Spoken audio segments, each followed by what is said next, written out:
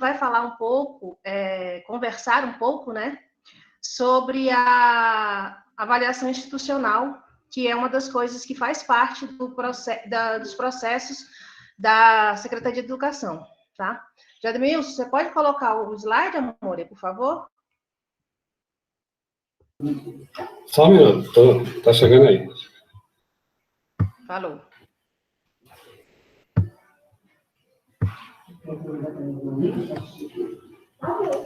Mas espera secar aí, não. Tem que só comer. Ela vai secando lá. Também, tá? Depois. Pronto.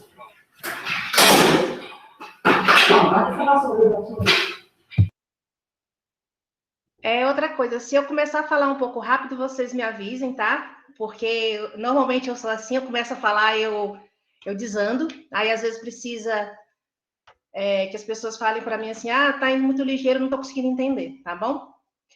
Bom, o tema é reflexões sobre avaliação institucional.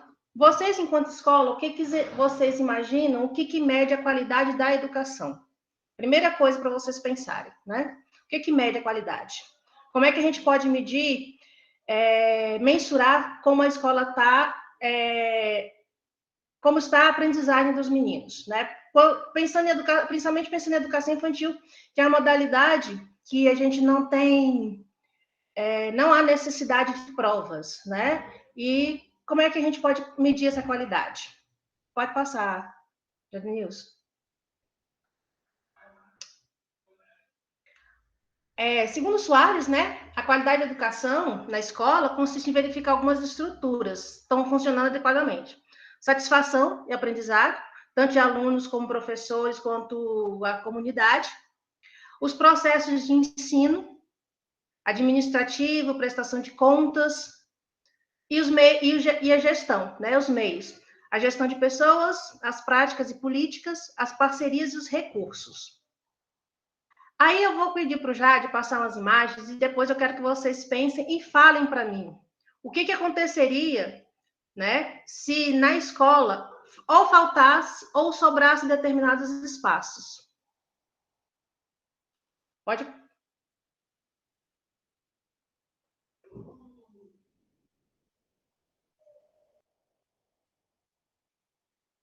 Eu quero que vocês falem, tá? Hoje é mais uma conversa do que uma apresentação de temática.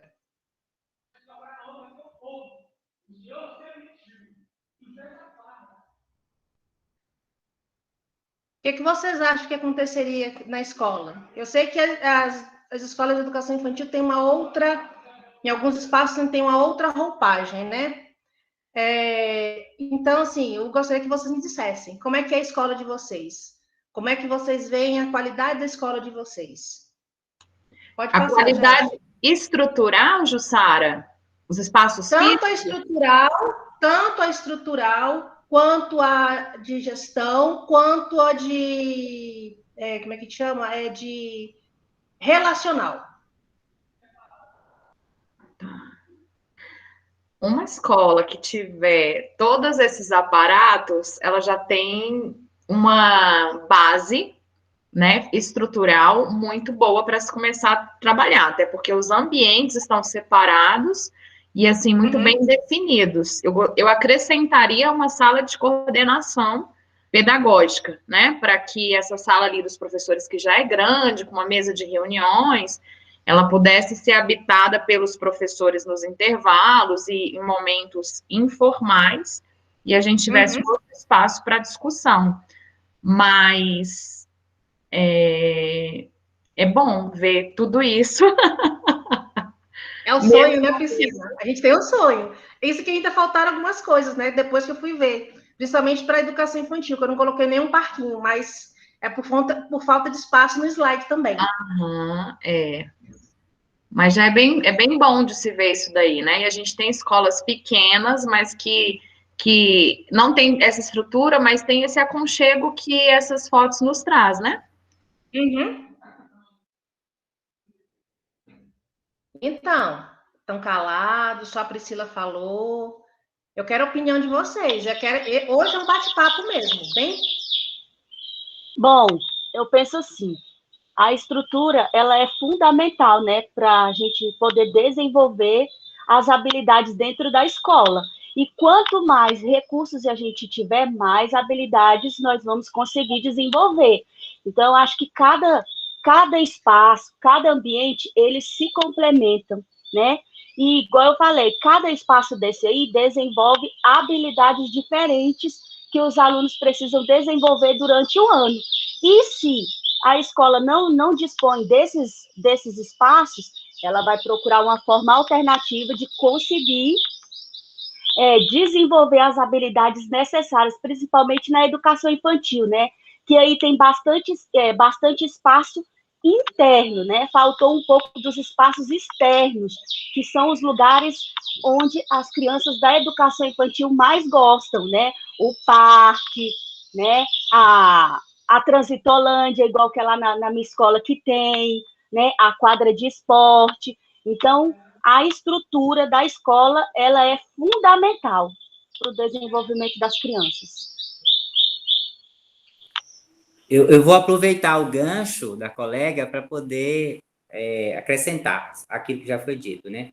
Além dessas importâncias ditas, tem também as relações sociais que esses espaços propiciam e os comportamentos diferenciados. Porque viver em sociedade é isso, é aprender a se comportar de acordo ao ambiente. Se você tem, que é uma das coisas que a gente está lutando muito com esse período de distanciamento, é que o lugar da refeição é o lugar de dormir, é o lugar de estudar. E aí você não tem uma distinção entre espaço. Eu não me comporto da mesma maneira que me comporto na sala da minha casa e em um restaurante. Não me comporto da mesma forma que me comporto na escola e em uma igreja. Então, a divisão espacial da escola vai para além dessas habilidades que a gente já foi dito aqui. Vai para o comportamento e o convívio social. A exigência de você viver e respeitar os espaços e, respeitando os espaços, as pessoas que os utilizam, né? E, aliás, isso para mim é uma das carências maiores no nosso tempo. As pessoas desaprenderam a se comportarem com exigências espaciais. Então, tem gente que quer se comportar como se estivesse num parque de diversão, né? Estando numa igreja, por exemplo. Não dá, né? Ou, recentemente, a gente viu confusões entre vizinhos por causa de som alto, né? Por estar em sua casa, então a pessoa acha que tem o direito de colocar o som no volume que achar que deve. Então, isso é o quê? Não houve um aprendizado que você vive em coletividade.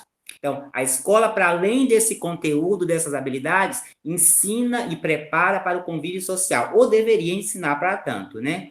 Então, além disso, tudo que foi dito, para mim a importância é isso. Um refeitório é importantíssimo em escola, sobretudo em escola integral, né? Porque é o espaço da refeição. Fazendo refeição na mesma mesa que você faz as atividades não é educativo. Não é educativo. Existe um espaço para refeição. Por isso, a casa, o nosso lar, deveria ser, o ideal seria, né, que todas as casas tivessem quarto, sala, cozinha, espaços definidos, espaço de convívio coletivo, né, a área externa. Gente, a área externa não precisa nem falar da importância, né? Obrigado por ter falado, colega. Porque o espaço externo, ele é importantíssimo.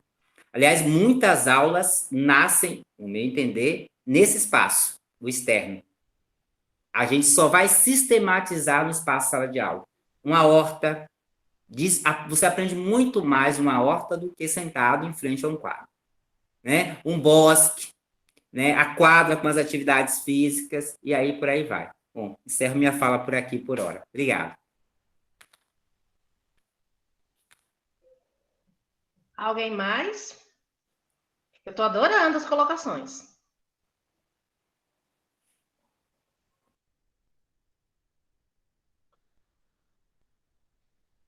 Jade, pode passar para o próximo, então?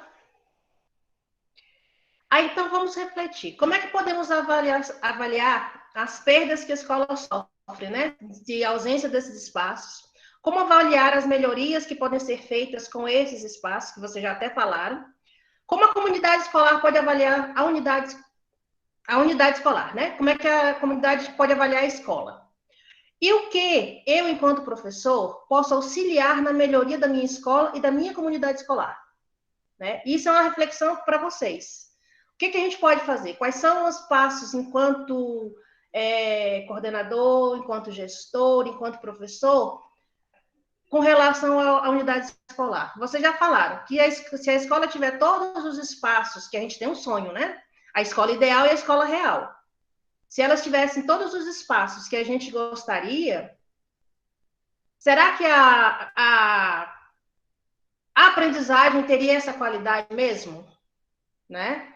Será que é só os espaços que influenciam a qualidade da aprendizagem? O que mais que poderia influenciar essa qualidade?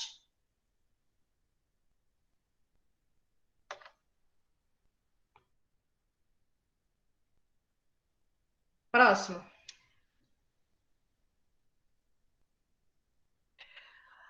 Segundo alguns autores, né, a qualidade depende do ponto de vista, tem a ver com o que as pessoas consideram desejável, oportuno, significativo, e por isso tem uma natureza política, visto que depende de valores de referência de cada pessoa ou grupo de interesse. O Fontanive fala também que a qualidade não tem um conceito fechado, qualidade da educação ainda não tem um conceito fechado, mas o consenso geral é aprendizagem dos estudantes e, consequentemente, sua aprovação. E conclusão da educação básica. Será que é só isso mesmo que é a qualidade da educação? Pode passar. Vocês podem falar, tá? Se precisar falar alguma coisa, é só levantar a mãozinha e a gente vai ouvindo as opiniões. Então, o que é a avaliação institucional? É um processo permanente de análise da realidade da escola para subsidiar as decisões dos gestores no planejamento de políticas públicas, intervenções administrativas e pedagógicas. Visa jogar luz aos aspectos que direto ou indiretamente influenciam a aprendizagem, identificando as potencialidades e fragilidades no ambiente e nas relações entre a comunidade e a escola. Pode passar. Opa, volta! Então, assim, nós temos na Secretaria de Educação, a partir da implementação da LDB, depois em 2014 do PDE e do PNE, que cada secretaria, cada estado teria que estabelecer um projeto de avaliação institucional. Então, a resolução número 1 do Conselho de Educação do Distrito Federal, ele implementa, a partir do 2006, a avaliação do interna e a externa, né? A gente vai ficar mais focado na interna, né? Porque é a avaliação que a escola faz por ela mesma. Eu vou falar rapidamente o que é a avaliação externa, quais são os passos, tá? Mas depois, como a gente vai mandar para a escola, é mais para vocês compreenderem o que vai acontecer durante o ano. Pode passar, Jade.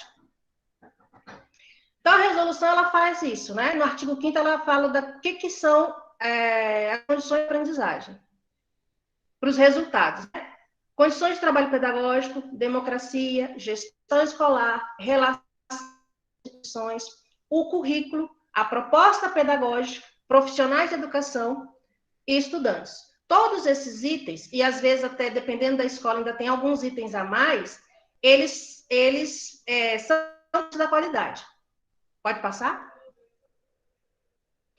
Então, assim, a avaliação institucional ela tem quais objetivos? Identificar as variáveis diferentes, contextos que influenciam o desempenho da escola. Incentivar a comunidade escolar no aperfeiçoamento do sistema educacional. Promover a permanente reconstrução da praxis pedagógica. Fomentar a participação da comunidade escolar na construção de propostas. Isso tanto na proposta pedagógica, como em projetos que cheguem aos governos estaduais. Subsidiar a reformulação da proposta pedagógica e políticas públicas. Motivar a afirmação da identidade e autonomia da escola. E sensibilizar a comunidade escolar para a cultura avaliativa. Por que sensibilizar? nós sempre pensamos em avaliar no contexto de nota e prova. Só que avaliar é muito mais do que, né? Ela vai para muito além só da prova e da nota. Pode passar? Então, nós temos avaliação institucional externa. Pode passar? Que é o processo que as secretarias fazem com as unidades escolares, todas as unidades escolares, para saber como é que está a idade, o que precisa ser melhorado nas políticas públicas. Pode passar? Então, na Secretaria de Educação, nós temos duas avaliações externas, que é a avaliação de contexto e a avaliação dos profissionais de educação. A avaliação de contexto, pode passar, Jade? Ela é feita bianualmente com o CIPA-IDF, né, que foi institucionalizado a partir de 2020, e antigamente até tinha no calendário escolar o dia da avaliação institucional, que agora, desde 2000, se eu não estou enganado, desde 2014 foi tirado. Então, assim, o CIPA é o sistema de avaliação do DF, certo? Pode passar? O CIPA, ele trabalha com 3 eixos, né? Porque avalia 3 eixos, os gestores, os professores e os estudantes. Nisso, eles vão identificar quem são os gestores, como é que é a estrutura da escola e como é que é o clima organizacional. Com os professores, a formação e a atuação. Ou seja, qual a formação universitária e qual a área que eles trabalham.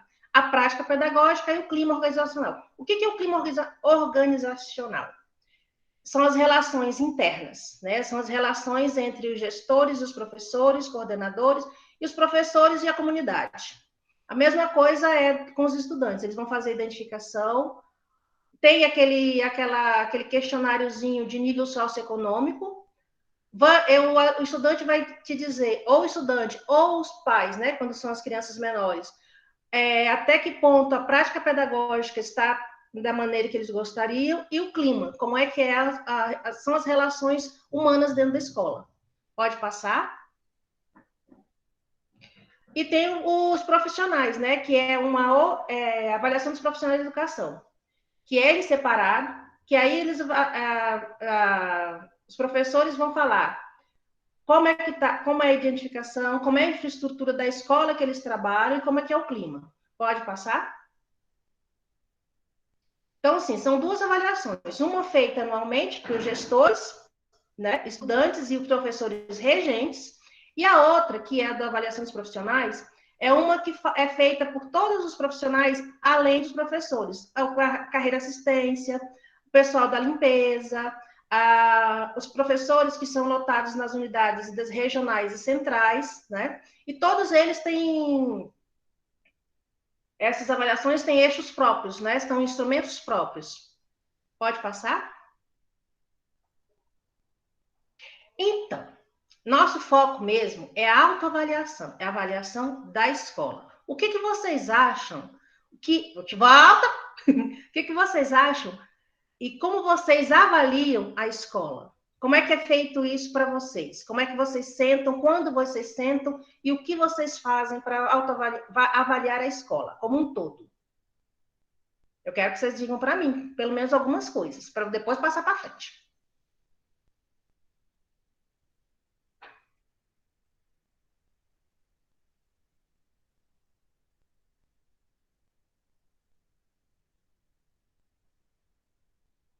Gente, que silêncio.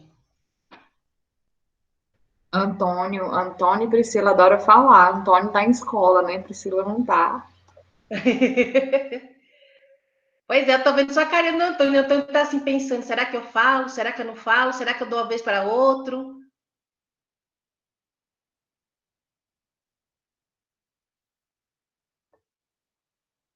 Não tô te ouvindo, Antônio. Vamos ouvir os colegas. É bom ouvir também. Alguém levantou a mão. Pode falar quem levantou a mão, que eu não tô vendo aqui direito quem levantou. Você vê para mim, Priscila? Vai olhando quem levanta a mão?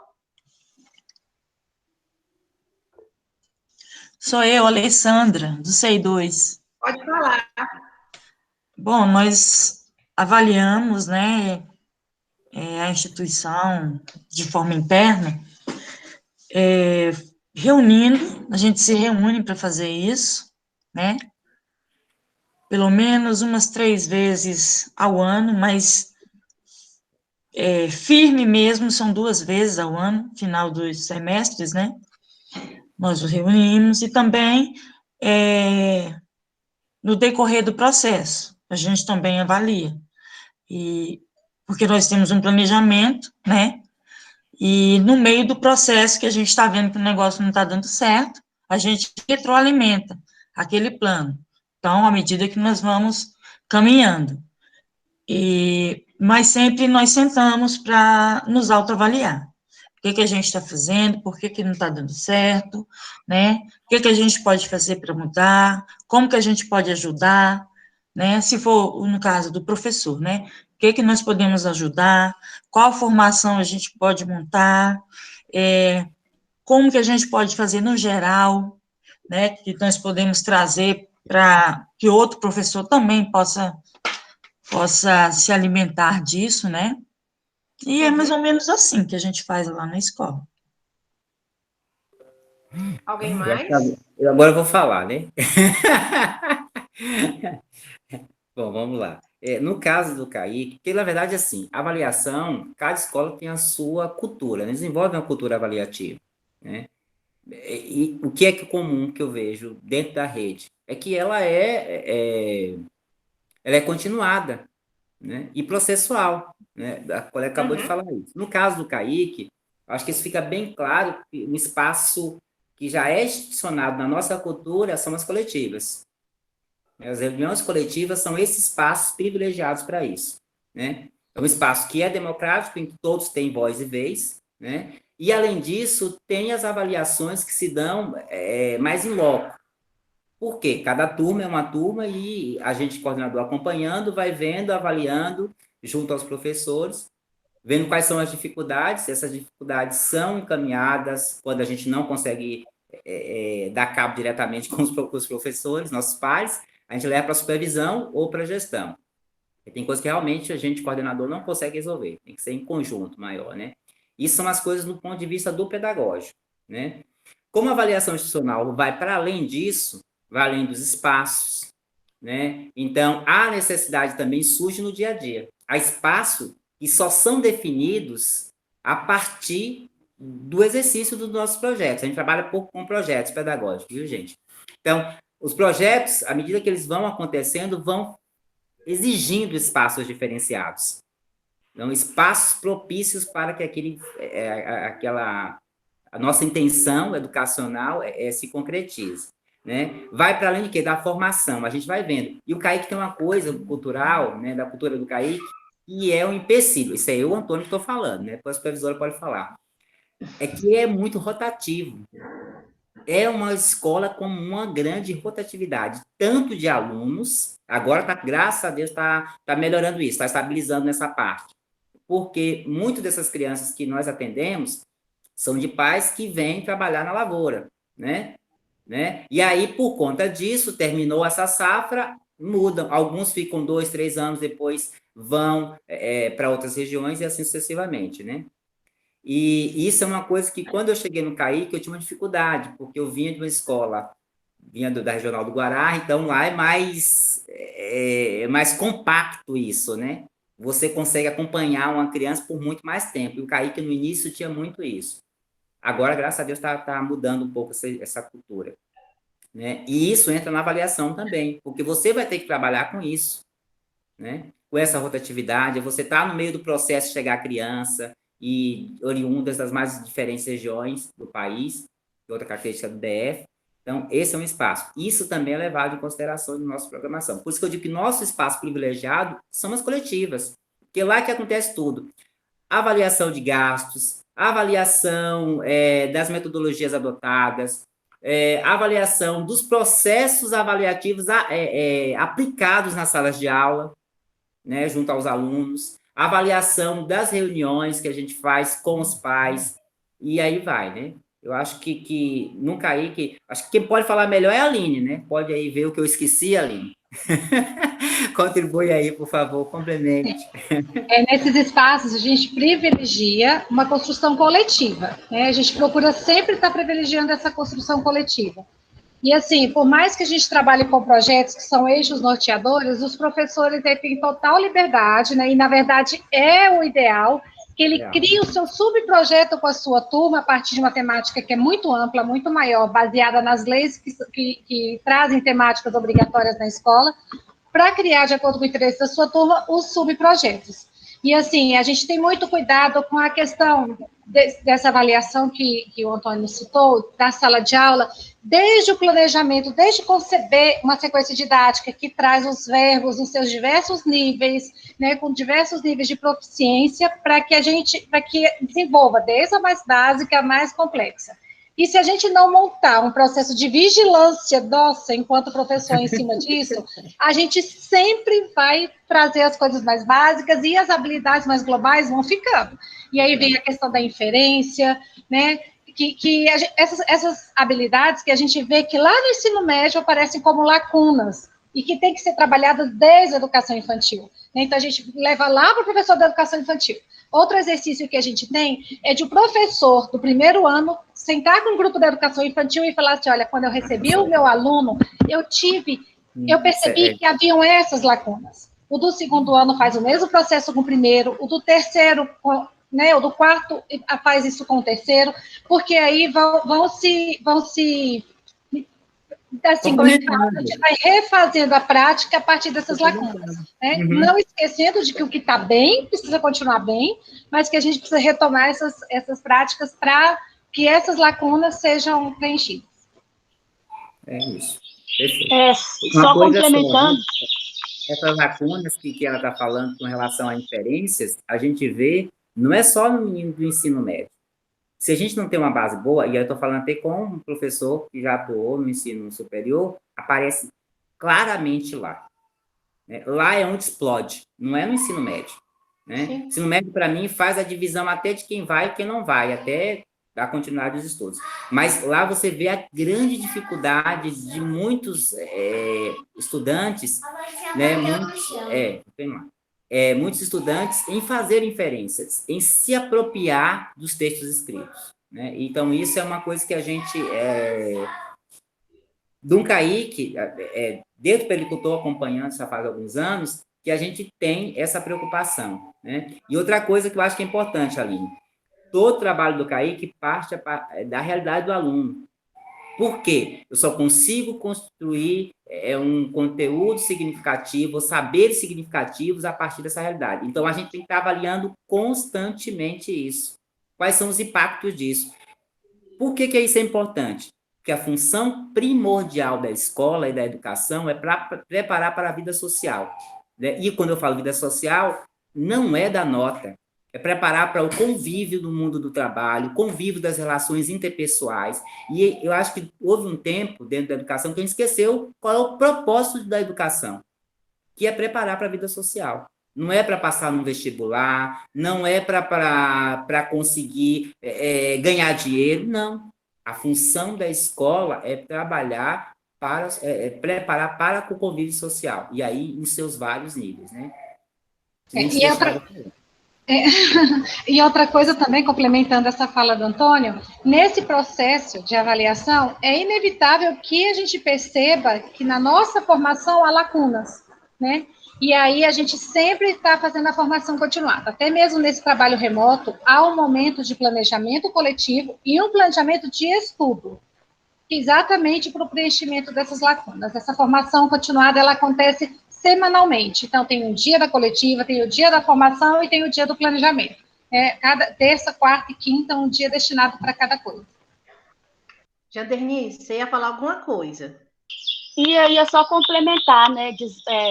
A avaliação institucional interna, ela é muito complexa, né? É algo, assim, muito, muito difícil e muito complexo da gente poder fazer, porque ela envolve vários segmentos da escola. Ela não envolve só o pedagógico, ela envolve o administrativo, ela envolve os recursos humanos, ela envolve os recursos financeiros, né? Então, tudo isso a gente precisa levar em consideração, Não adianta o pedagógico funcionar, o administrativo não funcionar, o recurso humano funcionar e o recurso financeiro não funcionar. Então, tudo isso precisa ser organizado, né, direitinho, precisa dar toda a atenção para que toda a escola possa funcionar de forma adequada. Isso. Alguém mais? Ju, é muito pertinente assim a fala de todos vocês, mas algo que eu achei muito interessante foi na fala da Aline, que ela colocou da interação entre o professor, por exemplo, do segundo com o terceiro, para analisar, para ver onde que ficaram as lacunas, porque assim, o que a gente vê, e eu via muito quando eu estava em sala de aula, é assim, o professor deu aula aqui no segundo ano, aí o aluno passou para o terceiro. No terceiro ano, é como se o professor do terceiro não pudesse conversar com o professor do segundo, porque, de repente, vai ferir. Não sei, assim, o professor parece que é meio distanciado um do outro nessa questão. Eu não posso falar o que ficou, de repente, que eu sinto falta, né, no que foi trabalhado no segundo ano, porque, de repente, aquele professor vai se sentir mal. Então, acaba que a gente fica ali muito no nosso cantinho e a gente não tem essa troca com outro professor. E isso que a Aline falou é muito importante, porque, assim, é necessário que tenha, assim, essa troca, que eu sente com o meu par ali e fale, olha, vamos, de repente, replanejar isso aqui, de repente, isso aqui está faltando, porque, às vezes, o professor fica focado muito, de repente, eu gosto mais de português, então, de repente, eu fico ali focado mais nas questões de português, algumas questões, mesmo na educação infantil, mas questões que poderiam trabalhar noções matemáticas, eu vou deixando de lado. E no outro ano, o professor fica com essa vergonha de comentar com o professor do ano anterior o que está sentindo falta. E isso é muito importante. Então, eu só gostaria de deixar claro esse ponto que a Aline tocou, eu achei assim, muito assim, interessante. Tem que haver, sim, essa interação, tem que haver essa troca de experiência, para que a gente vá vendo o que a gente está errando, o que de repente a gente está falhando, para se trabalhar o aluno realmente de forma global, e não, de repente, priorizar uma ou outra habilidade. O legal da fala da Aline, né, é que ela falou de uma coisa que a gente está tentando implementar na rede como prática, né, que é a transição. Se você consegue trabalhar com um professor do outro ano, aquilo que está... não é que está faltando, mas que pode ser trabalhado de melhor maneira, né, sem esperar que o menino esteja lá no primeiro ano, no segundo, no terceiro, para ver as falhas, é uma transição interna. Você está trabalhando a transição entre as etapas, né? Então, você já está proporcionando para esse estudante essa melhoria na aprendizagem, né? Alguém mais? E aí, complementando a fala da Aline, na questão da gente fazer as formações continuadas, na educação infantil, a gente parte sempre do que o professor traz como demanda para a gente. Então, a gente está sempre ouvindo as necessidades, as dificuldades que os professores trazem, e dentro dessas dificuldades, a gente busca fazer essa formação atendendo aquela necessidade do professor. Então, assim, é bem acolhido pelo grupo de professores, porque parte deles a necessidade, né?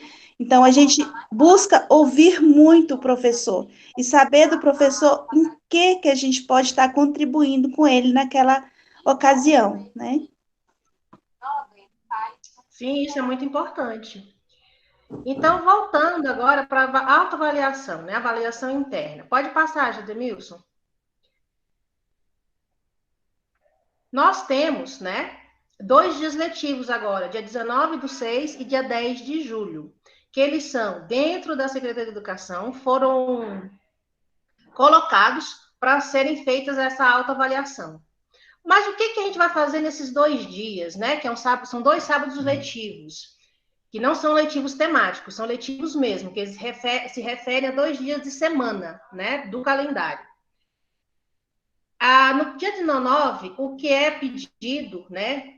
Pode ser que seja que a escola já tenha se planejado de maneira diferente, mas o que é solicitado, né, pela Secretaria de Educação?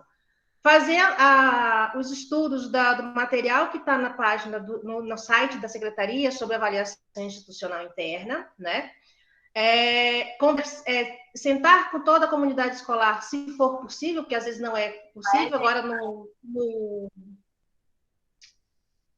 online, às vezes até fica mais fácil de convocar as famílias, né? Tem vídeos que falam o que é a avaliação institucional, o porquê da avaliação institucional, e tem formulários. Esses formulários de pesquisa, né, que é para que as escolas utilizem, são sugestões da DIAV. De repente, a escola já tem uma forma de avaliar, né, de encaminhar essas avaliações para os pais, tipo o Kaique, como tem meninos até 12 anos, eles também podem responder, né? Eles também são respondentes.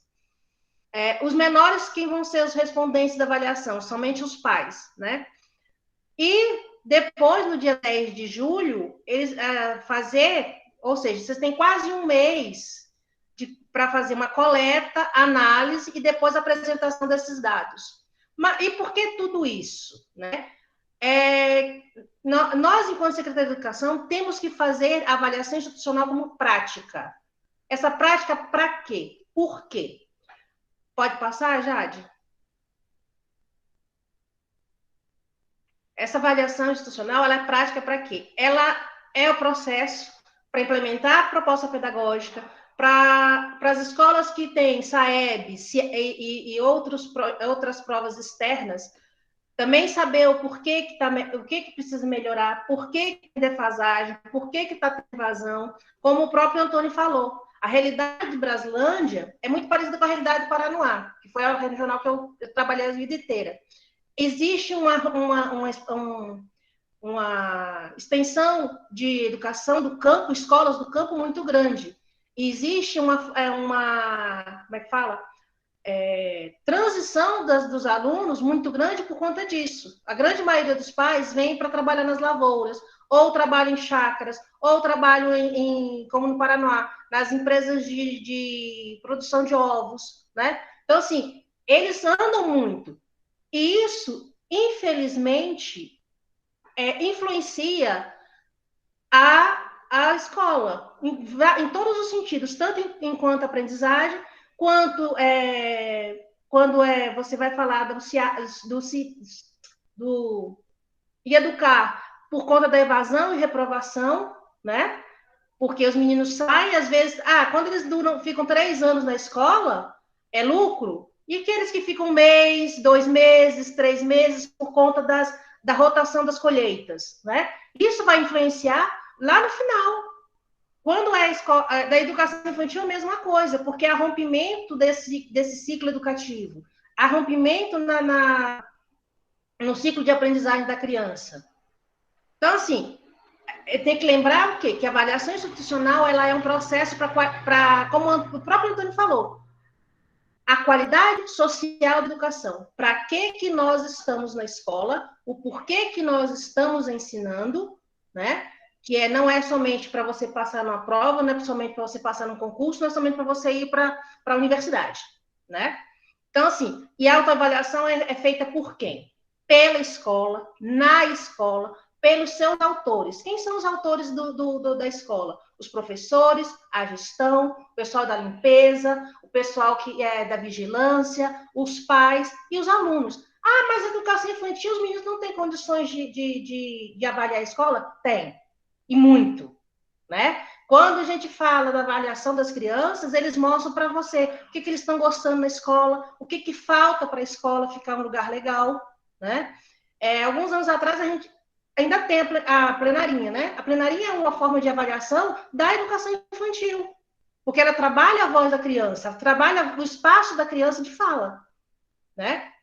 Pode passar, meu bem?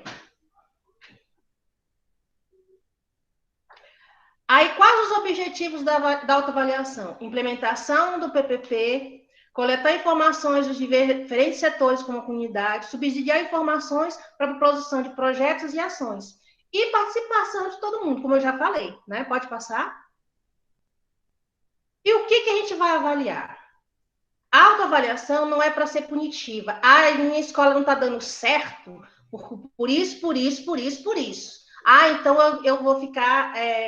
vou me sentir super mal por isso. Não. A gente tem que observar na autoavaliação que Ah, não está dando certo por quê? Qual é a fragilidade que a escola tem? O que a gente pode fazer para sanar essa fragilidade? O que toda a comunidade escolar pode fazer para modificar, né, para fazer essa melhoria e para fortalecer a escola enquanto corpo social, né, que a gente não pode esquecer. A escola é um corpo social. Ela tem atores de todos os tipos, de todos os níveis. E a gente tem que fazer com que esse corpo social haja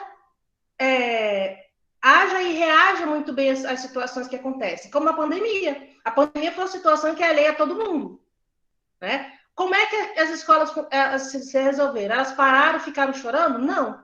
Elas pegaram, falaram, vamos sentar e vamos fazer o quê? O que a gente pode fazer? O que a gente tem de habilidade e o que a gente precisa para poder continuar trabalhando com os meninos, mesmo à distância. Então, a autoavaliação ele vai avaliar a gestão pedagógica, o processo de ensino-aprendizagem, as relações entre a comunidade e a gestão administrativa, que alguns falaram. Gente, não adianta o pedagógico funcionar se o financeiro e o administrativo não funcionam, né? E também não adianta o financeiro funcionar se o pedagógico não está funcionando direito. Eles têm que... São três... É o tripé que funciona da escola, eles têm que andar juntos. Senão não dá certo. Pode passar? Então, as fases da autoavaliação: levantamento de necessidades, a coleta de dados, análise desses dados, mas análise desses dados não para punir, não para dizer, até isso está errado, ponto, acabou, mas analisar e observar quais são as soluções que podem ser colocadas, quais são as possibilidades de reavaliação do que está errado.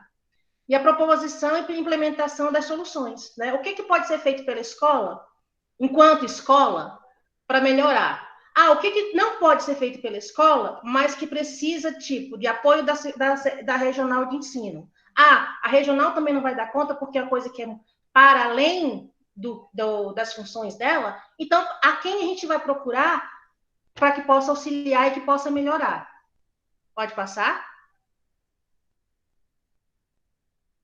Aí, o que o pessoal da Diab ofereceu? Existe uma matriz, a FOFA, né? A SWOT. O que é? A matriz SWOT, ela vai trabalhar com 4 grandes... como é que fala? 4 grandes links, né? Que são as forças, as oportunidades, as fraquezas e as ameaças. Para quê? Se você sabe quais são suas forças e sabe quais são suas fragilidades, quais são as oportunidades que você pode trabalhar e quais são as ameaças? Essas ameaças, elas podem vir de dentro da própria escola e podem vir de fora, né? Mas o que a gente pode fazer para resolver essas ameaças? Então, assim, a matriz SWOT, ela é uma modalidade para você trabalhar o planejamento estratégico. Ela é uma sugestão da Diab para as escolas. É obrigatório usar? Não. Mas é uma forma que, talvez, assim, quando você visualiza, é mais fácil de até entender como você fazer a autoavaliação. Pode passar?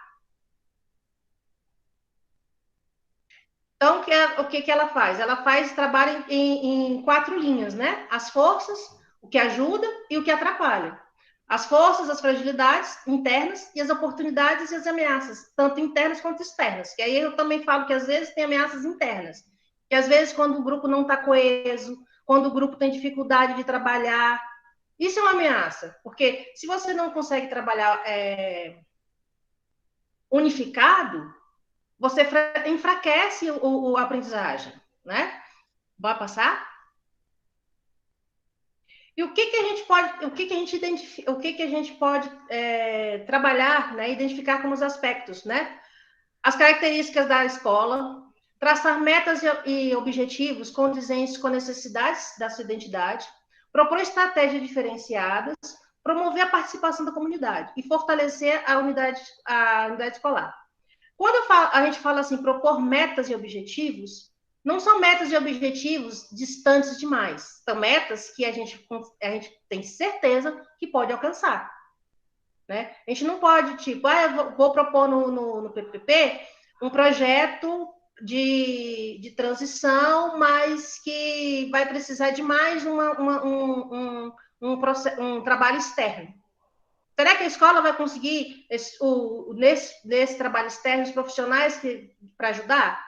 Então, assim, quando for propor as metas e objetivos, lembrar até onde a escola consegue ir, até onde eu posso trabalhar que não vai me causar estresse se, por um motivo ou outro, eu não conseguir chegar no final. Pode passar?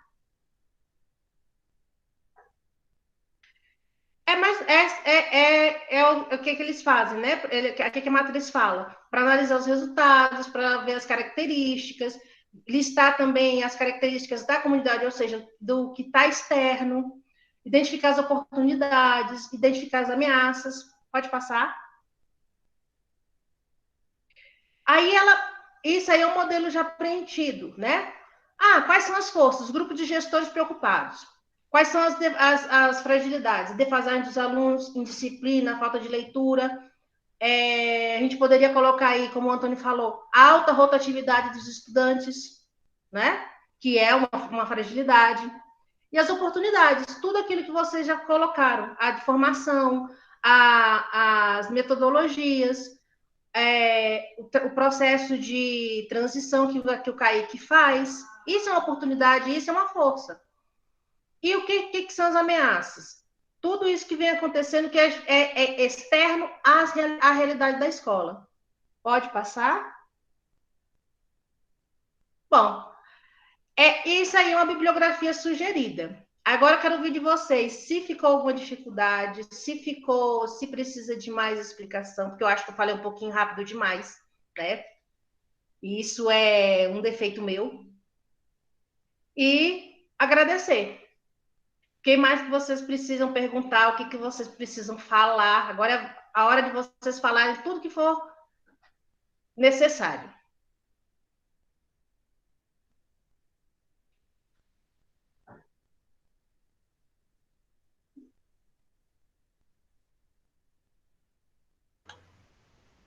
Podem abrir o microfone ou levantar a mão, né? Nesse momento não tem ninguém de mão levantada. Ainda assim, a gente, professor, tem uma coisa engraçada. Né? A gente é avaliado a vida inteira, fomos avaliados enquanto alunos, avaliamos e não sabemos avaliar. Porque ainda tem a questão cultural. Recentemente, fechamento de bimestre acontece muito, acho que não sei na escola, os outros coordenadores que estão aqui presentes podem até trocar essa experiência e me dizer se acontece também. Mas, ao longo desses meus poucos anos de magistério, eu venho observando isso. E que da dificuldade em avaliar, né, culturalmente, está na classificação, né, de algo, alguma coisa, né? E aí para nisso, no classificar. O pai cobra isso da gente também, as famílias cobram isso da gente, né? Parece que a ação final da avaliação, né, é a própria avaliação. Não sei se vocês entenderam o que eu estou querendo dizer, né? Que fez a avaliação, acabou nela mesma, né? E uma das discussões que a gente tem, pelo menos ele até também pode falar, é que a avaliação tem que ser um pontapé inicial. Por quê? Porque ele sempre está pedindo que a gente reinicie. Porque está sendo avaliado aquilo que foi feito, né? E essa discussão nossa, essa compreensão não é só minha, dentro do CAIC, graças a Deus. Inclusive, fui para a coordenação por conta disso, tá os outros coordenadores aí que vão falar a mesma coisa, né? A supervisão, sobretudo, que é posso nem falar muito não, porque sou muito fã. E que tem essa mesma linha de pensamento que a gente, né? A avaliação é sempre o pontapé inicial. Mas a gente vê por conta da família, porque é uma questão cultural. E isso está no Brasil, gente. A avaliação é dar uma nota. Deu a nota, acabou ali. Então, você fala com o pai nas reuniões de pais, conversa com ele, orienta aquilo que é ponto forte, né? Aquilo que ajuda o aluno, aquilo que atrapalha, né? Porque a gente segue sempre nessa linha, né? conceitual. E aí o pai pergunta no final, diz assim, tá tudo bom, muito legal, professor, mas ele tirou quanto? Ele passou? E aí, cara, é um balde de água fria. Estou falando dos pais, porque a gente, professor, vai entender bem, mas isso acontece também entre nós, professores. Né? Avaliamos a instituição, ótimo. Vou longe, não. Larga escala, avaliação em larga escala. Tem escola que eu sei que se prepara para isso. Encontrou, tem um objetivo, alcançou aquele objetivo, pronto. Né? Eles não... A gente está, a Leila também está nisso, eu estava 3 anos atrás, com o professor do 3º ano, e a Leila coordenando os 4º e 5º anos, onde eu estou hoje. E a gente conversava muito, olha, ela era coordenadora dos 4º e 5º anos, eu, professor do 3º ano. E a gente conversava muito, ela falava assim, olha, eu dizia, olha, os alunos estão vendo isso, ela dizia, olha, Antônio, eu estou vendo dificuldade nessas questões com os meninos, né, nas avaliações que ele está fazendo. Vê aí na sua sala como você trabalha isso. Isso ela falava com a gente, com os professores, que é o coordenador da escola, mesmo estando à frente de um grupo. E na época eu me lembro que a gente conversava muito a partir das avaliações de larga escala. As questões que tiveram, a gente não dá muito, no CAIC dá alguns anos, a gente não dá muita importância naquilo que foi o acerto. Por quê? Mas não é o erro pelo erro, é porque, opa, teve alto índice, por que as crianças estão errando isso? E aí os coordenadores sempre traziam isso para a gente, né? Por que está errando isso aqui tanto? Vamos ver, olha, acho que a gente não está conseguindo atingir. Nossa, então vamos ver, vamos repensar, refazer, ver onde está. E criava estratégia. A partir daí. Então, a gente está tentando, dentro do CAIC, eu digo tentando, viu, gente? Mudar essa cultura avaliativa. Né? Isso eu estou falando enquanto professor, porque isso também dentro de mim ainda é uma coisa que pesa muito, porque eu sou fruto de uma educação tradicional bancária.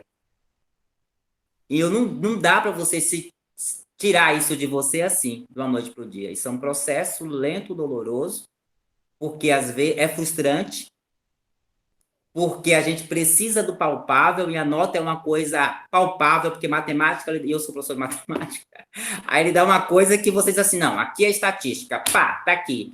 E, para além desses números, tem todo um porquê e o para quê. Né? O número é sempre um indicativo, não é fim. A estatística é sempre um indicativo, e indicativos é para avaliação. Né?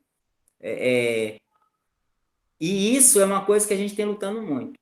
Nesse 2º bimestre, foi uma das coisas que eu pensei, nossa, a gente deu espaço, nós avançamos muito e tudo mais nesse período de educação à distância, e esse negócio do conceito de nota vai diluir um pouco, engano meu. Reunião de pai, a primeira coisa, tá, professor, tudo bem, mas ele tirou quanto mesmo na avaliação? Como? Professor, mas só não fez a prova do menino, como é que a senhora sabe que o menino passou? Olha o questionamento de uma mãe. A senhora não fez uma prova, como é que a senhora sabe que o menino passou? Né? E isso a gente vê também nessa cultura. Por isso a importância de espaços como esse, que a gente discute o processo avaliativo. Eu sei que é uma coisa que parece batida, de sempre estar discutindo, sempre estar se falando, mas volto. É um processo dentro da escola contínuo e que tem que ser sempre repensado. Porque a avaliação, isso é a discussão nossa, da coordenação, supervisão. A avaliação que a gente faz, inclusive na elaboração, tá aí, ele até apareceu aí agora, a avaliação que a gente faz, a gente avalia até as questões que a gente faz. Por quê? Como o professor trabalha. E a gente vai e devolve isso para ele. Aí a Aline sempre fala, essa é a verdadeira formação continuada, aberta e continuada. É o momento que você senta e junto com seus pares vai discutir uma elaboração de uma questão. Qual o objetivo dela? Por que eu estou fazendo isso? Onde eu quero chegar com isso? É interdisciplinar? Isso é significativo? E a gente devolve essas questões para os professores. Professor, tudo bem, entendi. Olha, ficou muito boa a questão, mas onde a senhora quer chegar com essa pergunta? Essa pergunta gerou o que mesmo, menino? Ela é significativa para o aluno? Ou é só para você conseguir ver se o menino memorizou isso? Né? Então, esses momentos são importantes por isso. Né? Lógico que com relação à avaliação, eu tenho muitas dúvidas, mais dúvidas do que certeza. Mas a gente vai caminhando e vamos avaliando a nossa própria avaliação. E com os pais para me ajudar, né, meninas? Leila quer falar Antônio, aí. eu queria falar o seguinte, que a avaliação em termos de nota é uma questão cultural, que eu acredito que enquanto não modificar em todas as esferas, está sempre o pai cobrando, né? Está sempre cobrando, porque ensino médio é assim, a faculdade é assim, então toda essa avaliação é mensurada por uma nota, né? Então, o pai, ele cobra, ele quer ver, porque é palpável. Agora, assim, eu tenho, assim, lógico, restrições à nota, mas quando eu estou assim, em sala de aula, eu não me incomodo quando o pai fala assim, não. Mas eu acho que, como nós fazemos na nossa escola, quando vem uma avaliação em larga escala, que a gente senta para discutir essa questão 1, quantos alunos erraram essa questão? Ou a questão 10, quantos alunos? Faz uma avaliação das questões. E aí a gente retoma para ver qual é o tipo de questão que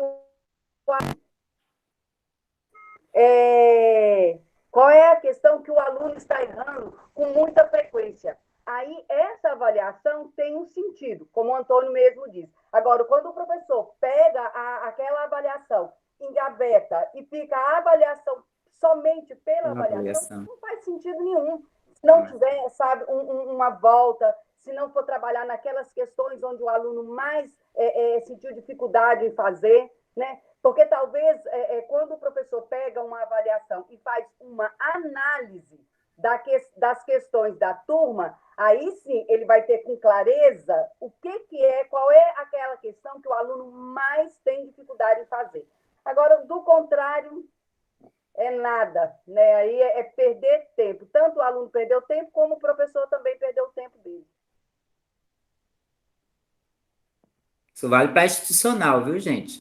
A avaliação institucional só para cumprir a burocracia, e a gente vê muito isso, para mim, e eu estou falando ao longo desses anos de magistério, eu vi muito isso, né? Avaliações em que eram indicados e feito, e não havia forma chamada de contrapartida, né? Por conta da gestão. Não é o caso do Kaique, eu quero deixar isso claro, porque quem me conhece sabe que eu fiquei uma lacuna do Kaique, gostei tanto que vim morar em Braslândia por causa do Kaique. Qual a pessoa, né? Porque eu acredito nesse projeto, né? Acho que é importante falar isso. E como eu sou só um dentro desses que acredita nesse projeto, né? De fazer uma educação que não é fácil, mas que a gente está, e que tem parceiros e tem atrapalhadores, internos e externos, como vocês mesmos falaram aí muito bem, né? E que vai fazendo, acertando, errando. E eu vi a mudança do Kaique, e quem está acompanhando já há algum tempo, vocês da regional, acho que é bem fácil perceber, do Kaique de 5, 6 anos atrás para o Kaique que está agora, né? O Kaique que é agora. Está longe do ideal, mas, cara, nós avançamos muito nisso, muito, muito. A Rose também está aí, desde que eu cheguei, né, Rose? Né? Essa primeira passagem minha que eu chamo, a gente viu como cresceu nessa discussão, né? Como a gente vem... A Leila está mais tempo do que eu, a Leila pode até falar mais, a Leila é quase patrimônio da escola já. Ela pode falar dessa crescente, e que foi muito graças à gestão. A importância da gestão nesse processo todo, né? A importância da gestão. E eu acho que tem que dar, sim, o crédito a quem tem. O professor é importante, mas a orientação da gestão, uma supervisão competente, né? Que tem claro os objetivos que está fazendo, deixar claro e mais seguro o professor também. E mesmo aqueles professores que são os resistentes, ele começa a olhar em torno e ver que a mudança está acontecendo e ele começa a se contagiar, né? E tem aquilo também, eu sempre falo o seguinte, numa escola particular, né, quando você não se adequa à cultura escolar, né, você é demitido. Vai fora.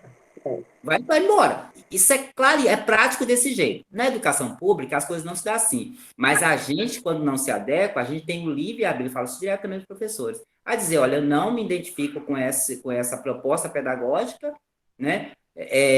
Vou para a escola que eu me identifico. Né? Tem e isso só é possível com uma avaliação institucional. E ter muito claro sobre a cultura da escola, muito claro sobre os objetivos da escola e um PPP que é constantemente avaliado. Então, você no final diz, sempre quando chega um professor lá, você conhece o PPP da escola? Não, então apresenta ele. Por quê? É importante ele saber com que ele vai trabalhar. A gente trabalha com projetos, então apresente os projetos aos professores, né? E aí ele vai. Há professores nossos que, mesmo contrato, fazem questão de estar com a gente, porque acreditam nesse projeto, né? Isso se dá a essa gestão que vai avaliando, que vai fazendo. Estamos longe do ideal, tá? Muito longe. Mas a gente está conseguindo, eu acho que aos pouquinhos. E outra coisa com relação à nota, gente. Eu não sei como é que a gente vai resolver isso. Isso aí é para você da Unieb também ajudar a gente a resolver. Como é que a gente vai resolver essa questão? Por quê?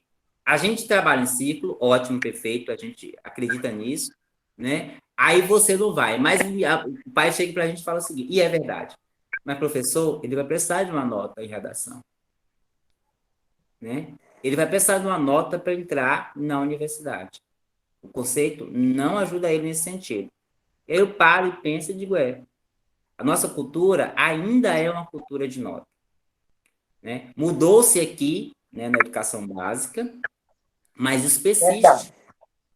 Persiste.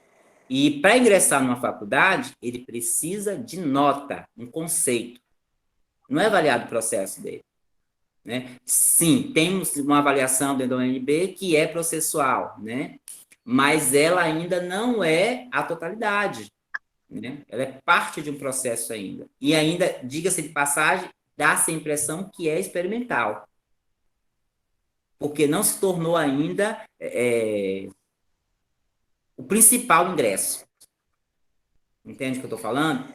A nota do vestibular assombra algumas famílias ainda, porque como que não tem nota, né? E eu acho que até, para você ter ideia de como isso é, até na educação infantil, sou pai de aluno da educação infantil, e nas reuniões eu vejo pai cobrarem isso, né? Então, quem tem aqui professores de creche sabe exatamente o que eu estou falando. Tá, atividade, tá, mas o menino acertou ou errou? Né? O acertar e o erro fica pelo conceito da nota. E o pai aprendeu desse jeito e a gente aprende. Tá, mas na redação, ele tirou 10, ele tirou 9 ou 10? E aí você tem todos os instrumentos também de mass media que reforça isso. Olha, a aluna de tal escola conseguiu o conceito 10 em redação. E aí o pai fica preso ainda no conceito. Não estou dizendo que isso não é importante. Quem consegue zerar uma prova, tudo tem que ser realmente dado louros. Mas o processo que a gente está tentando, dentro dessa educação que a gente acredita, vai de encontro a isso. Gente, eu falo aqui, senão eu falo demais, tá? Lígia? Eu queria falar um pouquinho, né? Aproveitar o gancho do professor Antônio, que eu concordo com ele também. Nesse início de ano mesmo, a gente teve que fazer uma avaliação, porque a gente estava sendo cobrado demais. Porque aí os professores, né, me pedindo ajuda, porque os pais estavam cobrando para os meninos do segundo período lerem, né, e não é alfabetização, é educação infantil, né, e aí o que a gente faz? E a gente sabe que no currículo, o primeiro período e o segundo período é o mesmo conteúdo, né, é o mesmo. Maternal 1 e maternal 2 é a mesma coisa, né? E aí falou assim, então vamos fazer uma avaliação com os pais. Nós colocamos umas mesas na escola, separamos por horário, né? E levamos o quê? Recorte, né? Traçado fino para eles desenhar, se eles reconheciam a quantidade com o número, e o pai ia estar junto com eles, pela cobrança que eles queriam que a gente alfabetizasse, né? Aí a gente ia ver, o que a gente viu? Que ele não estava recortando bem, mas o pai quer que lê. A gente estava vendo que eles não estavam reconhecendo, né? Aí, então, assim, a gente fez essa avaliação, foi muito boa, a gente até esperou que os pais iam começar a fazer as atividades também, né? Melhorou um pouco, mas aqueles que não fez, ainda que não faz e que não fez ainda, a gente tem que ficar muito no pé. Mas, assim, foi uma forma que a gente viu que para alguns também assustou, que estava cobrando a gente o tempo todo. Se ele ainda não... A gente tem que ajudar ele primeiro na parte de educação infantil igual a gente falou para os pais, eles têm que vencer toda essa trajetória aqui, para quando eles chegar lá na alfabetização, com um mês eles vão estar lendo. Mas, assim, os professores estavam agoniados. Eles estão fazendo tudo do ano passado, tudo a mesma coisa do ano passado, mas a gente tem um currículo que o primeiro período, o segundo período, é a mesma, segue a mesma coisa. Mas, assim, a gente tentou fazer para eles, abrir um pouquinho do olho, deu uma melhorada, né? Acalmou um pouco eles, porque a gente tem que ajudar as crianças. Mas a cobrança dos pais é muita, e eu acho que nesse momento também eu acho assim que é muito, né? Eu acho que não vai ser fácil fazer essa avaliação, porque assim, está todo mundo bem fragilizado, né? E quando falar avaliação, todo mundo já tem um medo terrível só de falar que é avaliação, né? A gente até fez esse dia ambiental, a gente foi lá esqueci o nome agora, que tem uns catadores aqui de Braslândia, e uma mãe falou, quando encontrou a gente, eu tô doida para voltar, vocês não ficam trabalhando. Falou isso para a gente mesmo, entendeu? Vocês não estão trabalhando, vocês ficam em casa. Então, assim, a gente escuta muita coisa, entendeu? Então, assim, eu acho que essa fragilidade está no geral, entre os profissionais, entre os pais, né? Até ter o entendimento, é muito complicado. Mas, assim, a gente tem que ver a avaliação pelo lado bom, né? Do que a gente vai melhorar, do que não está fazendo, porque se a gente sempre olhar para o lado ruim, a gente não consegue fazer nada, né? E vamos em frente. Alessandra? Sim, essa questão que a Lígia levantou é muito comum mesmo na educação infantil, né? Os pais querem que a criança aprenda a ler e escrever, né? Repetição de nomes, né? Repetição de palavras, tracejado, essas coisas todas. Eles querem que seja primeiro, né? Desenvolvido na criança, antes mesmo das outras coisas que tem que ser desenvolvida, né? A psicomotricidade, né? Preparar ele verdadeiramente para o mundinho dele que o cerca, né? Para a sociedade também, a cultura da criança, das infâncias, né? Tudo isso ele tem que aprender as regras, aprender a dominar o próprio corpinho, né? Aprender o movimento de pinça e andar, né? O direito, o esquerdo, noção espacial, tudo isso ele tem que aprender primeiro. Mas o que os pais também cobram muito, e principalmente nesse momento remoto, parece que as cobranças deles ficaram bem maiores, né? E aí, o que a escola decidiu? Formar esses pais, digamos assim, né? Sempre está ensinando para eles como é que é, informando para eles, tanto de forma informal. Nós selecionamos, assim, de maneira bem lúdica, alguns materiais, e as professoras vão mandando, as coordenadoras entram, né, no caso meu e da Jandermice, por exemplo, a gente entra e coloca um material que vai ensinando para o pai, que vai mostrando o que é importante, né, que a criança, antes de falar, ela canta, né, todas essas coisas. E aí nós optamos por estar formando o pai dessa forma, né? Colocando essas questões para o pai. E aí, nós temos percebido que as famílias têm absorvido isso, né? E têm entendido, e têm participado, entendeu? E nós conseguimos tranquilizar essas famílias. Então, nós percebemos que o mais importante diante dessa avaliação toda que nós fizemos, que é informá-los, que é deixá-los cientes do papel da educação infantil, né, na vida daquelas crianças, que eles precisam de um monte de coisa, né, de ser desenvolvidas neles, de um letramento, do desenvolvimento integral, para que depois ele possa estar preparado. Nós não usamos essa palavra, de preparar ele para começar, né, nos anos iniciais. Não, nós não usamos essa palavra, mas é para que todos entendam, né?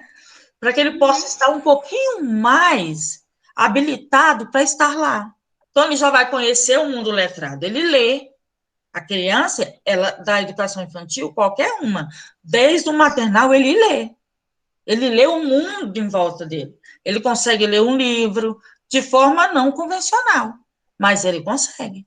Esse mundo das letras é totalmente natural para ele. E ele ama isso. Essa criança ama isso. Em algum momento da educação que vai se seguindo, ele perde esse interesse. Ele não gosta de ler e não compreende. Mas quando pequenino, só de olhar para a figura, ele compreende tudo. Nós colocamos uma figura para ele e fala, agora completa o texto. E manda um áudio para a tia. Ou então, não, ele completa o texto com um desenho, né, dentro da sala de aula. Ou então, conta também para a gente, faz uma roda de conversa e complementa um desenho, e complementa uma história, cada um vai contando como poderia ser essa história, e sai cada coisa. Dá um livro para ele, e ele folheia, só as imagens, e depois pede para ele contar. Ele acerta o final da história, ele acerta tudo.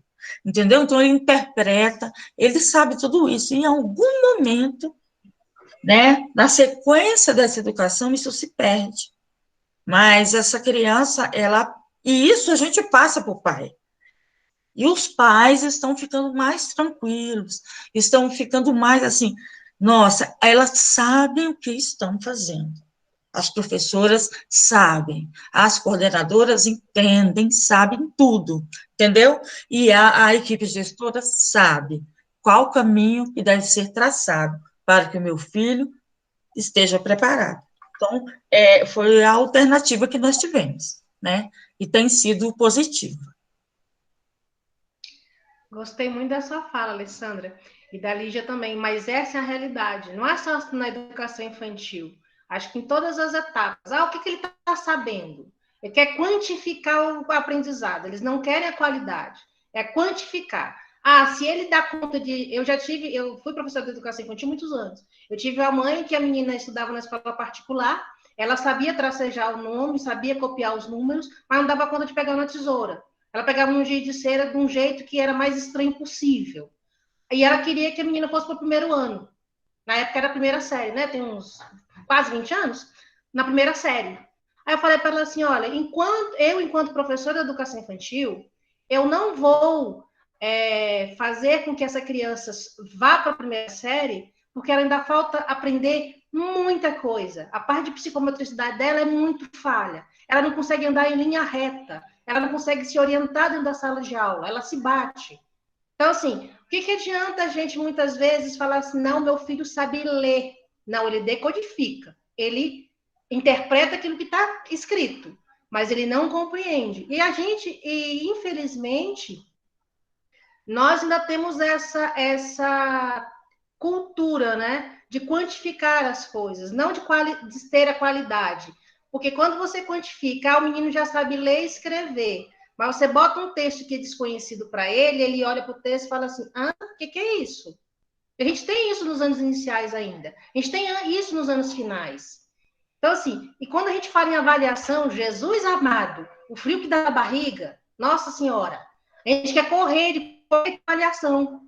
E quando a avaliação é com relação à minha profissão, ao meu trabalho, aí parece que a gente fica mais com medo ainda. A gente não tem essa cultura de fazer a autoavaliação no nosso processo de trabalho, não só da escola, mas do individual. É quando o colega nosso chega e aponta assim, mas isso aqui está faltando. O que foi que você não fez em sala de aula que tem essa lacuna no menino? Aí você, dependendo do professor, dependendo da individualidade, ele entra em surto, ele briga, ele fala que a pessoa está perseguindo ele. A gente sabe que isso acontece, né? Então, assim, infelizmente, a gente ainda tem essa cultura. A gente avalia o outro, né? A gente avalia se o trabalho do outro está ok, mas a gente não tem coragem, muitas vezes, de sentar e se autoavaliar. Chegar no final do dia, o que eu fiz hoje, o que deu errado, o que deu certo. O que eu posso melhorar? O que eu posso transformar? Essa é a autoavaliação. Da mesma forma que a gente transfere para a avaliação da escola. E eu concordo com o Antônio quando a autoavaliação, o SAEB, o CIPAI, e nesses anos anteriores, realmente, você faz a avaliação, você manda os dados e não tem resposta, né? Hoje, enquanto articuladora de avaliação, e vejo a fala do pessoal da DIAV e da SUPLAV, o que eles querem mudar é isso. Eles querem que essas coisas aconteçam e que seja realmente dado em tempo hábil, né? Que a gente sabe também que a secretaria é um mundo, não são quase 700 escolas, as respostas em tempo hábil para as escolas, né? Vai se conseguir? Não se sabe, né? Mas existe essa proposta de que toda avaliação, principalmente institucional e a de larga escala, ela volte para as escolas em tempo hábil. Tem a Aline, ainda vai querer falar, Aline? Na verdade, eu não fico preocupada de estar fugindo um pouco do tema, né? Mas, assim, só para complementar o que a Alessandra disse, que às vezes se perde, né? Essa questão da criança, o encantamento pela leitura. E eu sempre questiono, na escola, né? A gente sempre questiona o fato de que a curiosidade é nata. Ela nasce com curiosidade, ela nasce com o dom de querer descobrir as coisas. E nós, professores, muitas vezes minamos isso, né? Podamos isso. Quando a gente começa a entregar conceitos prontos, coisas prontas, quando a gente não permite que a gente não seja apenas um mediador, né? Esse apenas, assim, às vezes nem seja bem empregado, mas quando a gente seja um condutor neste caminho da descoberta. Né? A gente sabe onde a gente quer chegar, mas a gente entrega pronto, a gente não permite que a criança trace, e esse percurso ali é encantador para a criança, né? Ela fala, nossa, eu já sei fazer isso, olha o que eu aprendi, não foi ninguém que me deu pronto. E com relação à leitura, eu fico sempre imaginando assim, você gosta muito de assistir filme ou uma série, né? Vamos supor. Mas imagine se ao final de cada capítulo você tiver que entregar um resumo daquele capítulo, né? Ou você tiver que apresentar um produto daquela novela que você leu, daquele filme que você leu. Você começa a deixar de assistir para que você não tenha essa obrigatoriedade de entregar. Você mata o prazer da criança pela leitura, né? Deixa de ser algo prazeroso, porque torna uma obrigação. E eu acho que é isso que vai acontecendo ao longo dos anos. Você quer, aí vem a questão da cultura, que o menino entregue algo pronto e deixe de trazer a leitura como fonte de prazer e entretenimento. Né? E isso se perde ao longo dos anos. A gente forma adultos que gostavam de ler na infância, mas não querem mais ler, né? Que tomam uma certa repulsa, até inconsciente, desse processo. E aí, trazendo a questão da leitura, isso perpassa por todo o processo educativo, quando você começa a tornar a coisa obrigatória e tirar o prazer da descoberta e do aprendizado.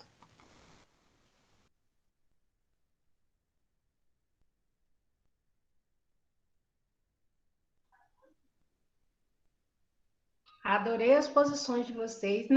A gente acaba que não é fugir da tema, né, Aline? É porque ele vai puxando essas temáticas que elas são necessárias de discussão. É que nem a Alessandra colocou. A Alessandra falou assim, mas o nosso currículo é maravilhoso. Realmente, o currículo da educação infantil ele é muito bom. E assim, a educação infantil, você só está brincando. O menino não fez nada. Mas o menino não sabe pegar num livro, não cuida de um livro. Mas o que ele está aprendendo em sociabilidade? O que ele está aprendendo em vivência de mundo? O que ele está aprendendo em conviver com outro que é diferente dele? Né? Isso é aprendizagem também, só que a gente não leva em consideração. Praticamente quase nunca. A gente leva só em consideração, infelizmente, isso vem desde a educação infantil até a universidade, a cultura que está estabilizada enquanto livro, enquanto... Como é que chama? A cultura que é estabilizada, ela não tem aquele calor, aquela beleza mais da infância. Né? A gente precisa saber, os meninos precisam saber disso.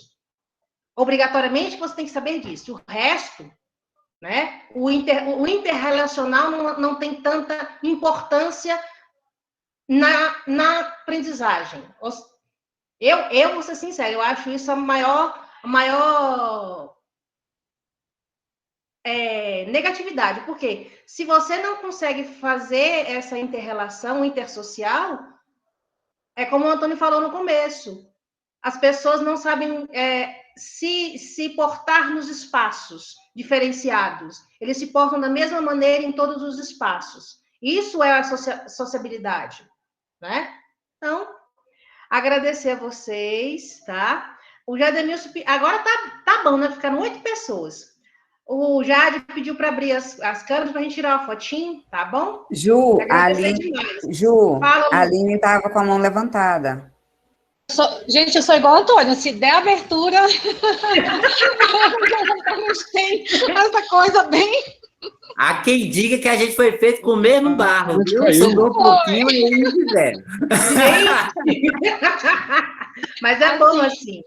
Assim, gente, o que a gente percebe também, e eu sempre paro para refletir, às vezes a gente fala assim, o professor é resistente, mas olha só, a gente costuma educar nossos filhos, né? Eu não sou mãe, mas a gente vê que a gente educa nossos filhos, apesar da gente criticar a educação dos nossos pais, mas a gente se pega fazendo as mesmas coisas que fizeram conosco. E assim é o professor.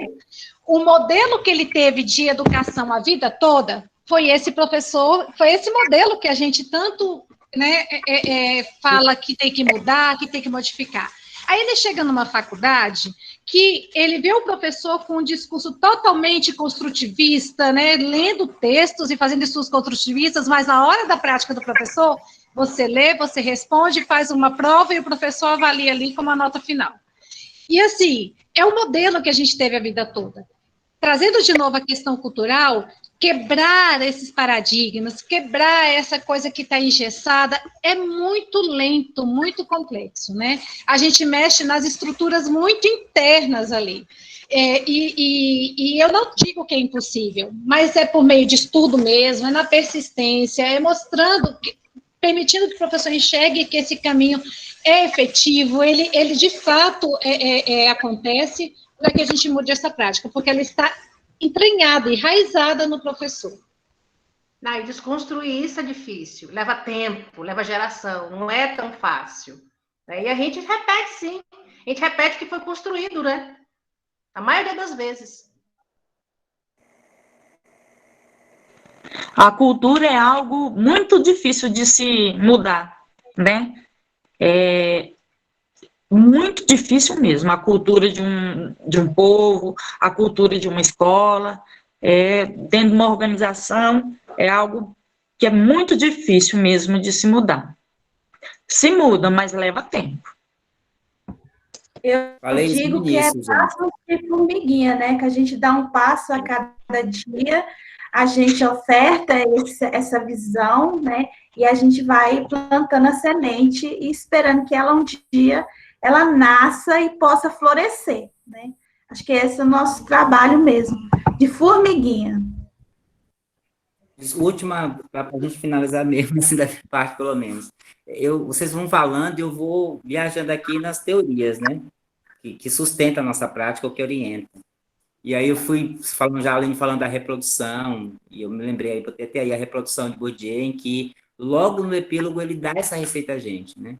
De que a gente, se você tiver um ganso que vai pondo um ovo, né? Aí desse ovo vai nascer um outro ganso igualzinho, vai lá e põe outro ovo igualzinho, e aí isso vai se perpetuar. Ou você pega esse ovo, quebra e faz um omelete, ou continua para sempre isso. Então, as avaliações servem para isso, para fazer omelete, para misturar tudo e criar coisas novas, né? Eu coloquei a reprodução. A Aline falava em relação ao protagonismo infantil, né? Vi aí também a professora Alessandra falando. E eu me lembro muito, né? Celestine Fené, da Escola Vida, a Aline sabe o quanto eu sou apaixonado por essa prática, né? De que a criança já tem conhecimento, ele tem centro de interesse, né? E a partir disso, ela é uma adepta disso, eu também sou, né? Quando a gente trabalhou junto, fomos dupla, isso é uma coisa muito forte na gente, das escutas e das loucuras, porque realmente é atípico, né? A gente fazia nossas aulas, mas o centro do menino era a primeira coisa que a gente via, a fala dele era uma coisa que a gente trazia muito para a sala. Quantas vezes nossas aulas, ela tem o exemplo do casulo, né? Eu tenho o exemplo das minhocas lá, a observação das minhocas dos meninos, e a partir disso a gente criar todo um projeto partir de observação de coisas simples, que era o que interessava o menino. E a gente trabalhou o conteúdo formal a partir do centro de interesse da criança. E ela fazia isso a partir da educação infantil. Eu já era primeiro ano, né? No primeiro ano. Mas, lembrando disso e lembrando da revolução, aí vou me lembrar de mais um, né? O meu xará espanhol, né? Que fala que a verdadeira evolução se dá nas mentes, não a revolução social. E eu vejo as pessoas buscando revolução armada e tudo, e não faz evolução de mente, porque quando você faz evolução mental, você muda uma sociedade, você primeiro muda o indivíduo, mudando o indivíduo, você muda o entorno, mudando o entorno, você é capaz de mudar o seu mundo, né? Então, eu acredito muito nisso, acredito mesmo, que a verdadeira revolução que eu tento trabalhar na minha vida e na vida dos meus alunos são as revoluções de conhecimento, né?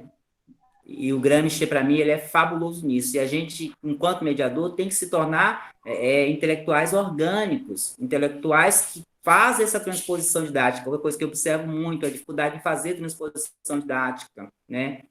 Pegar esses conteúdos que são avançados, pegar esse conteúdo, a palavra que eu acho que os professores não gostam mais de ouvir, gente, façam a transposição didática, pegue um conteúdo que é avançado, que é elaborado, que simplifique porque a criança entende, né? Então, eu queria falar isso, essa importância do professor ver também que a prática dele está impregnada desse conhecimento, né, dessa teoria. Mostrar que essa teoria não é só teoria, é a teoria que partiu de uma prática, que impregna a teoria, que volta para a prática, e esse movimento é constante. Por isso, nossa formação tem que ser. E você, enquanto profissional, tem que saber de onde você está partindo, de quais caminhos você está andando. Então, hoje, na fala aqui, nossa, eu vi muito disso, né? Desses teóricos que vêm sustentando essa prática que a gente está tentando fazer, né? Dessa avaliação, de tudo mais. É isso, gente. Lembrando sempre aí, quem não conhece, conheça Celestine Freinet, porque é um exemplo para mim até de avaliação institucional, muito boa, né? De que a escola que ele faz, ela o tempo todo, o conteúdo formal é aplicado, a criança aprende, mas a partir do seu interesse dele, ela produz seu próprio material. É isso. Obrigado. A Aline também eu sei que é fã. Quero agradecer muito a participação de vocês. Vamos abrir as câmeras um pouquinho, só para tirar a foto do grupo, para a gente poder registrar esse momento, tá? E eu vou deixar de gravar agora, tá?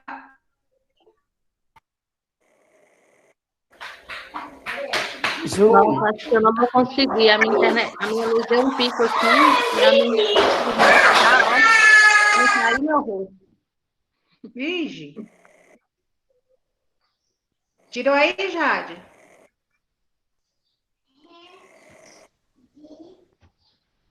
Ai, quem não Cadê o assinou a Ciro? frequência também, por favor. Ciro, Fala, Lu. cadê tu? Eu voltei aí. A minha net caiu total assim. Mostra a cara aí, Ciro. Olha, não esqueça de assinar a frequência, gente. Tá lá, tá faltando umas 10 assinaturas ainda. Ah, não, Ciro. Não, fecha a câmera, Ciro.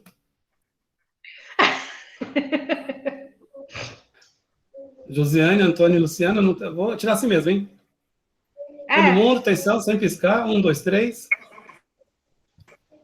Opa, ali já voltou? Pronto. Fala, Luciana. Beleza. Você está com a mãozinha levantada aí, amor? Ju, os coordenadores estão perguntando se os slides vão ser disponibilizados e onde. Vão sim, vão sim. Depois o Jade faz isso para mim, né, Jade? Envia para as escolas, que eu ainda não sei todas as escolas. Pode ser? Tá. Fácil. O link da frequência não está abrindo aqui no chat. Certo? Uhum, tá bloqueado. Uai, não. Não é pra estar, não. Deixa eu ver de novo.